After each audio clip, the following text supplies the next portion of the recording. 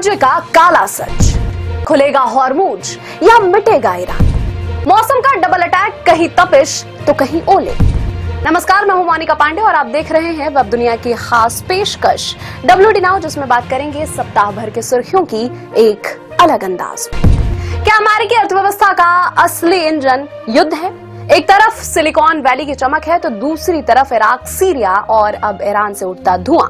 1961 में अमेरिकी राष्ट्रपति आइजनहावर ने मिलिट्री इंडस्ट्रियल कॉम्प्लेक्स के बारे में आगाह किया था। दरअसल यह सेना और हथियार निर्माताओं का वो अपवित्र गठबंधन है जो मुनाफे के लिए देश को युद्ध की आग में झोंकता है। जब भी वॉशिंगटन में मंदी की आहट होती है, डॉलर कमजोर पड़ता है, दुनिया के किसी ना किसी कोने से बारूद की गंध आने लगती है। इसे शॉक डॉक्ट्रिन कहिए या आपदा पूंजीवाद। रणनीति साफ है, पहले युद्ध से किसी देश को घुटनों पर लाओ, फिर अपनी कंपनियों के जरिए पुनर्निर्माण के नाम पर उसे आर्थिक गुलाम बना लो।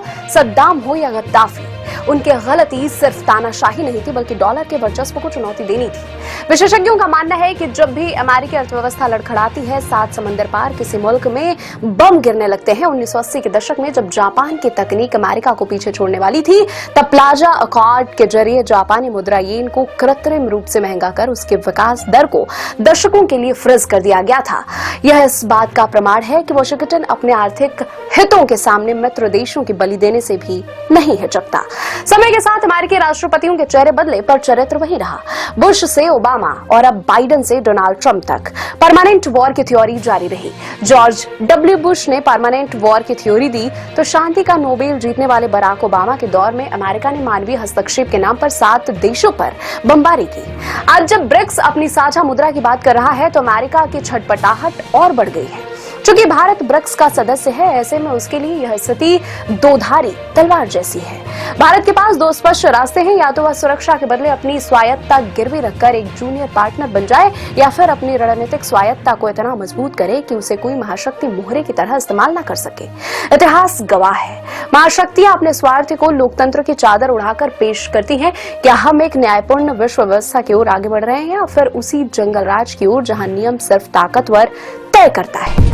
ईरान अमेरिका युद्ध अब उस मुकाम पर पहुंच गया है जहां से वापसी की उम्मीदें बहुत कम नजर आ रही हैं।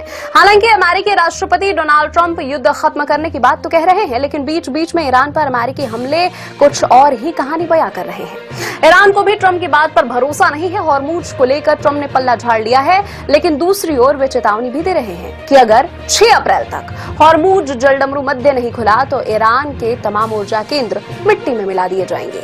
इस बीच इजरायली डिफेंस फोर्स का दावा है कि उसने ईरान के 190 से ज्यादा बैलिस्टिक मिसाइल लॉन्चरों को मलबे में तब्दील कर दिया है। तेहरान के बाहरी इलाकों में मौजूद ड्रोन फैक्ट्रियों को अमेरिकी B-2 स्पिरिट बम वर्षकों ने जमींदोज कर दिया है।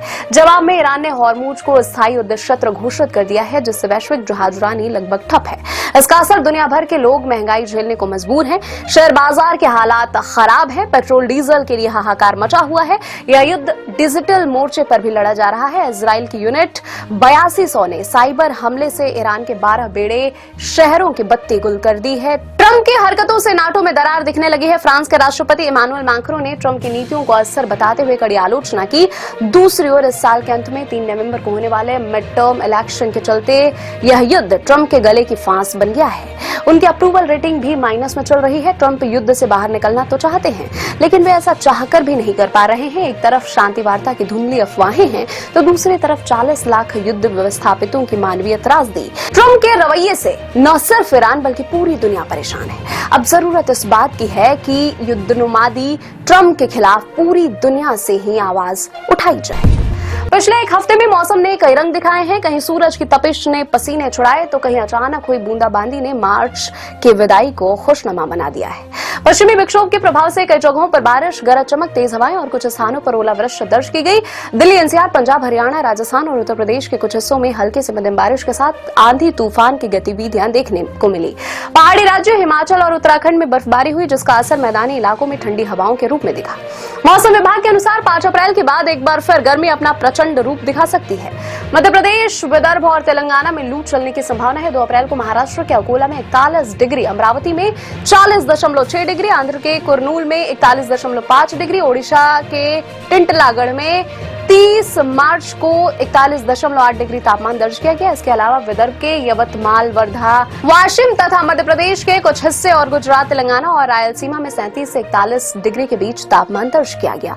दूसरी ओर महाराष्ट्र के पुणे और पिंपरी चिंचवाड़ में हुई तेज बेमौसम बारिश ने जनजीवन को पूरी तरह अस्त व्यस्त कर दिया है। सड़कें पानी से लबालब हो गई हैं, कई वाहन पानी में तैरते नजर आए। हालांकि आगामी दिनों में उत्तर पश्चिम भारत और एक पश्चिमी विक्षोभ का प्रभाव 7 से 8 अप्रैल के आसपास दिख सकता है, जिससे कुछ जगहों पर फिर बारिश और थंडर स्टॉर्म की संभावना है। दिल्ली, एनसीआर, पंजाब, हरियाणा, राजस्थान में आंशिक बादल, हल्की बारिश या गरज की संभावना है। इससे तापमान में थोड़ी गिरावट देखी जा सकती है।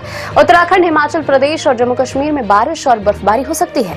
उत्तर और उत्तर पश्चिम भारत में तापमान सामान्य से नीचे या सामान्य रहने की संभावना है, जबकि मध्य और पश्चिम भारत में गर्मी बढ़ सकती है। 7 से 8 अप्रैल के बाद फिर से बारिश की गतिविधियां बढ़ने की संभावना है। अब खबरें संक्षेप में। शिक्षा के क्षेत्र में सरकार ने किया बड़ा बदलाव। एनसीईआरटी को मिला डीम्ड यूनिवर्सिटी का दर्जा, कैंपस खोलने और कोर्स चलाने को मिली मंजूरी।